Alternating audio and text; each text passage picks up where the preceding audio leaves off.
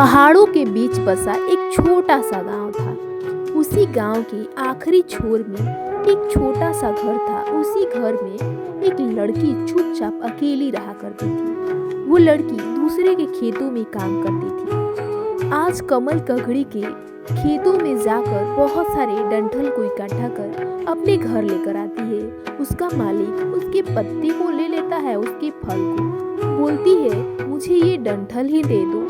ये डंठल अपने घर लेकर आती है और अपने घर के आंगन में बैठकर उसे तोड़कर उसमें से रुई जैसा निकालती है। ये लड़की घंटों बैठकर मेहनत किया करती थी और बहुत ही सुंदर चीज इससे बनाया करती। सुबह सुबह जब सूरज पहाड़ों के पीछे से झांकता, वह लड़की अपने घर के सामने झाड़ू लगाती। उसके चेहरे पर एक अजीब सी शांति होती, लेकिन आंखों में गहराई। ना कोई माँ उसे आवाज देती, ना कोई पिता डांटता, ना कोई भाई बहन शोर मचाते।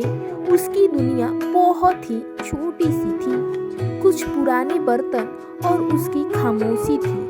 कभी कभी वह घर की छत पर बैठकर दूर आसमान को देखती। जब कमल ककड़ी के डंठल से रुई निकल जाते तो उसे उबालकर धूप में सूखने के लिए रख देती और उसके बाद चली जाती अपने आंगन में। और वहाँ पर तेल रखी हुई थी। उस तेल में बहुत सारी जड़ी बूटी मिक्स करती है और उसे घंटों उबालने के लिए छोड़ देती है। गांव के लोग कहते थे, यह लड़की हमेशा अकेली रहती है, किसी से बात नहीं करती। पर सच यह था कि उसने बहुत कुछ खोया था।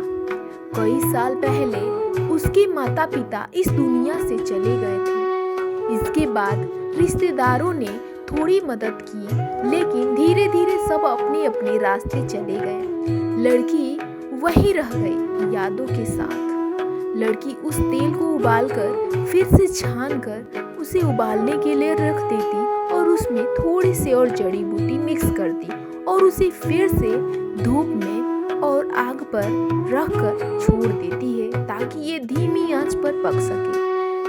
लड़की अपने दर्द के साथ अपने कहानियों को बताते हुए आगे बढ़ती है। धीरे धीरे सब अपने अपने रास्ते चले जाते हैं। लड़की वहीं रह जाती यादों के साथ।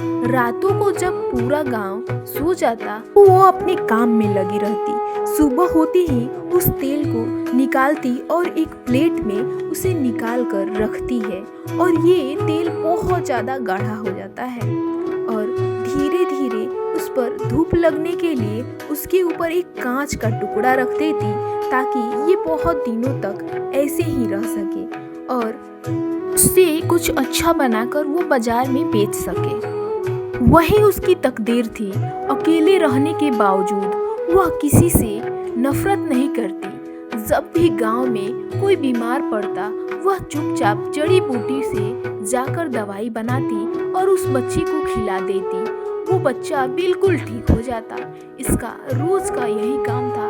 लोग धन्यवाद देते हैं लेकिन अकेला ही छोड़ देते हैं। फिर भी यह लड़की बुरा नहीं मानती और अपने घर में घंटों बैठकर मेहनत किया करती थी। वो अपने बागानों से लाल फल लेकर आई थी और उसे चूरा बनाकर उसे कूट लेती है और उसे एक प्लेट में निकालकर अलग से रखती है।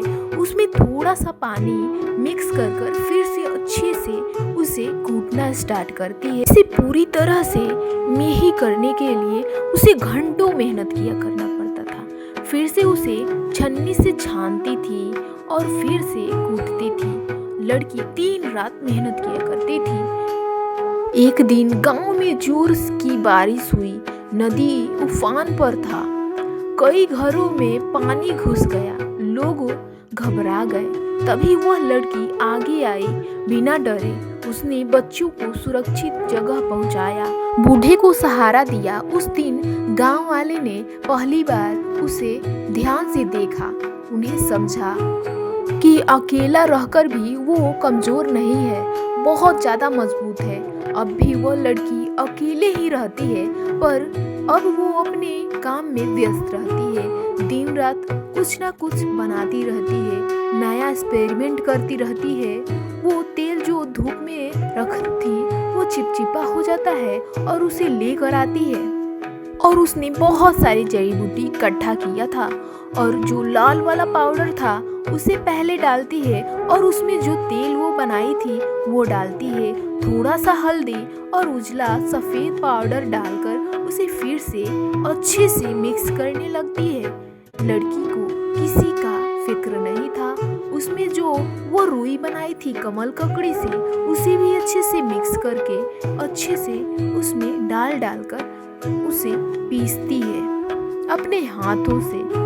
गांव वाले इसे अब थोड़े थोड़े समझ चुके थे, इसलिए लोग आते और इसकी मदद भी किया करते थे। जो उसने बहुत ज़्यादा मेहनत से उसने एक मोहर मारने वाला चीज़ बनाया।